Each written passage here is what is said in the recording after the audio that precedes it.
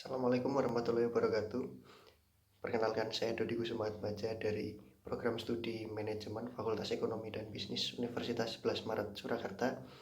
Dalam video ini, saya akan membahas perbedaan antara pinjaman online dengan peer-to-peer lending. Yang pertama adalah jenis pinjaman. Yang membedakan pinjaman online dengan peer-to-peer lending terletak pada jenisnya.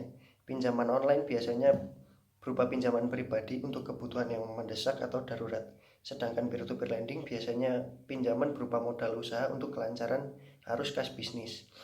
Yang kedua, waktu pinjaman atau tenor pinjaman.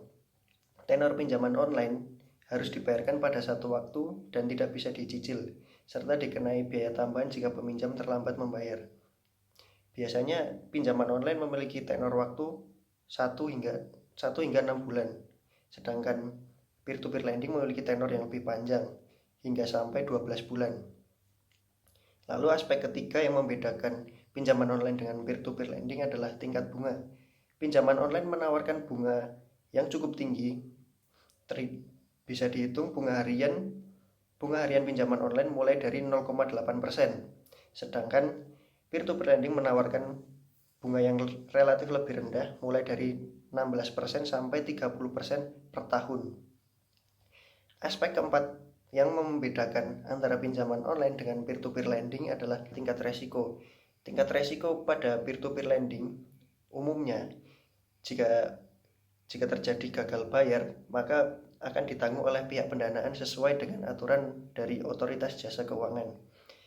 Sedangkan pada pinjaman online, jika terjadi resiko gagal bayar, maka pihak pinjaman online akan melibatkan pihak eksternal untuk melakukan penagihan secara langsung kepada peminjam. Yang terakhir adalah sumber dana pinjaman. Pinjaman online memiliki sumber dana yang biasanya berasal dari sumber dana milik mereka sendiri, sedangkan peer-to-peer lending biasanya berasal dari crowdlenders atau masyarakat yang melakukan investasi.